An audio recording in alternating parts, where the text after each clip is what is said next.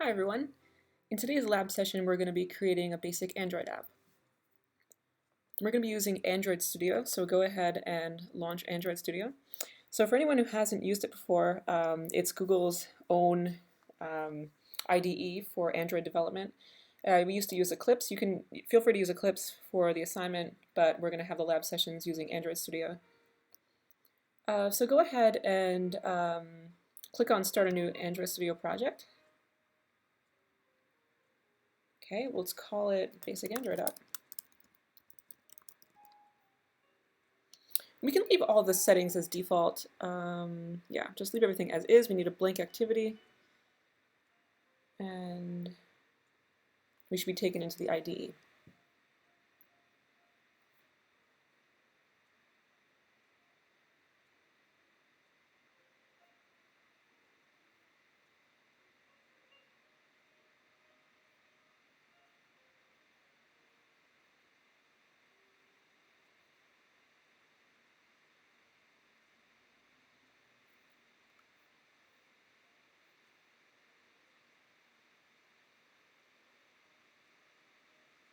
Okay, here we go. Okay. So for Android development, we have two main components. We have our activity object and we have our view object. This is similar to the MVC convention that we talked about in the last lab session with the iOS programming. So we want to keep our functionality separate from our view. And Android allows us to do that as well. So when we have our view object that's implemented in an XML file, so if you go into here in the navigator panel, you'll see under res layout, you'll have an XML file listed as activity_main. And this is basically the UI of your app. And it comes in through the designer page here that shows you the actual UI, but you can go ahead and modify the text directly in the XML file. It's easier to use the designer because we can actually drag components right onto the screen, and it's easy to see the results. But you can go ahead and modify the text in the XML file as well. For the activity component, now this is the functionality behind your app, that's under Java and then main activity. So this is where all the code goes that will control the functionality of your UI. So basically the UI is pretty much useless without an activity behind it, because the activity controls the functionality of your app. And we're going to be modifying some things in this class. Just to start, you see you have an onCreate method right here. And then you have this line here, set content view. So what this does is it refers the content view to the XML file that you defined in the layout. So here when I launch main activity, it's going to display the UI that I specified in the XML file activity_main. So before we modify this XML file, let's just think about first how an Android app launches. So first, we need an activity for the very first thing that happens when we launch the app. So this is actually specified in another XML file called the manifest file. You can click on that, it's under the manifest folder. And in here, this XML file contains information that's useful to the lifespan of the app.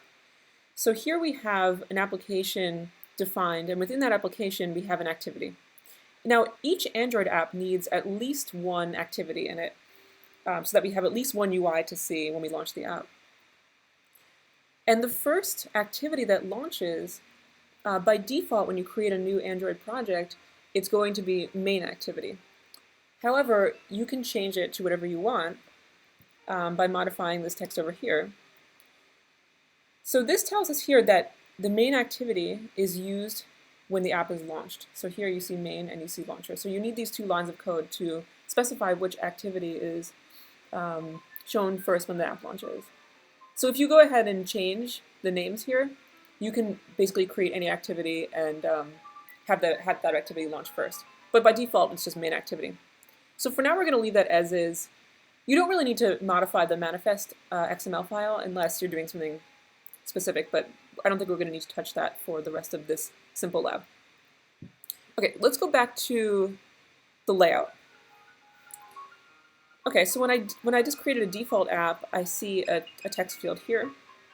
Let's go ahead and add a button. So this view to me looks a bit small. So let me zoom in. And now over here in the palette, this is really similar to the app we did in Xcode, the iOS app we did in Xcode, where we had the palette and UI elements. It's very similar to that. So let's go ahead and drag a button onto the screen. So the designer page is pretty useful because it has a lot of things that help us line up and create an aesthetically pleasing UI. Okay, so now I can go ahead and I can modify the size and location of my button. And over here on the right, you'll see the properties of the button. So this is associated with either the layout or the style. So let's go ahead and modify the text. So here on the text property, I'll change it to click here. Okay, so I see that the text is now on the click here button. Okay, so in the next video, we're going to create some functionality behind this button click and continue on with the rest of our app.